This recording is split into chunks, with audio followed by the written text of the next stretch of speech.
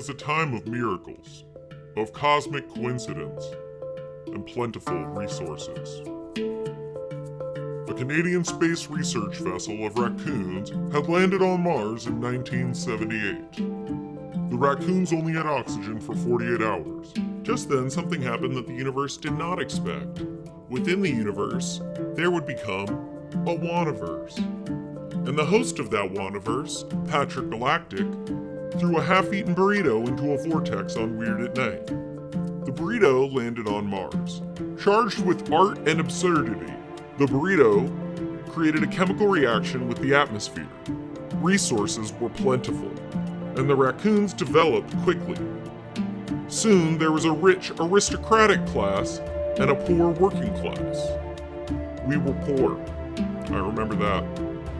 Every day was a battle against the red sandstorms to get to waste dump 69, but our baskets would be left empty. They called me hungry because I was always hungry. One day, in the middle of a storm, we encountered the King's entourage. Their beautiful ships, their fat bellies, and their enormous pile of trash. I saw how blind and stupid and happy the King's sons were. And that's when I heard my real name for the first time. Prince Percival! Yes? Get out of my way, peasant! I wasn't talking to you, I was talking to the prince! No! Make way for the Fisher King! Fisher King, please. Please. How do I become rich like you? Are we recording these or something? Yeah, we turn these into books on tape for future prisoners of the Chamber of Self-Discovery. You know what your tale reminds me of, though, Percival? The tale of the stonecutter. You see, once upon a time, there was a stonecutter. You know, hard-working poor man, chiseling rocks out of the side of a mountain, and he would sell these stones to merchants at the market.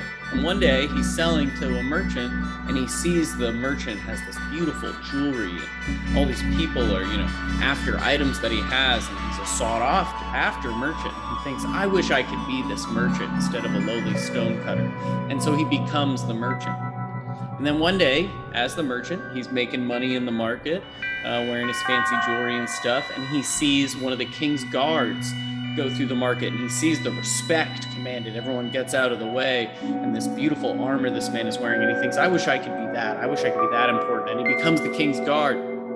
And as the king's guard, he goes on many missions and does a lot of things. But one day, he's in battle, and the sun gets in his eyes, and he's almost killed. And he thinks, oh, I'm but a man. The real power is in the sun. So he becomes the sun, and he's shining and burning the fields and bringing life to deserts and doing everything the sun can do, until he realizes sometimes he can't shine where he wants to. The clouds are in the way, and he thinks, oh, I'm but the sun. I don't control the weather. That would be real power. So he becomes the wind, and he controls the weather patterns of the entire earth as the wind, until one day he comes upon something that he cannot move, a mountain. And he thinks, oh wow, I, the great powerful wind, this I cannot move. This must be the ultimate, most important thing. So he becomes the mountain. And as a great and powerful mountain, he lives for thousands of years, until one day he feels a pain in his side.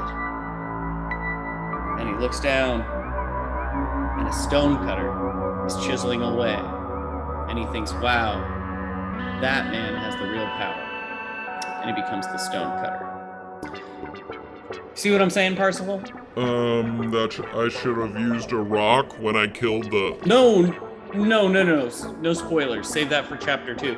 What I mean is, every single part of the universe is important. You don't have to be rich or famous or powerful to be significant. You already are. The more you know.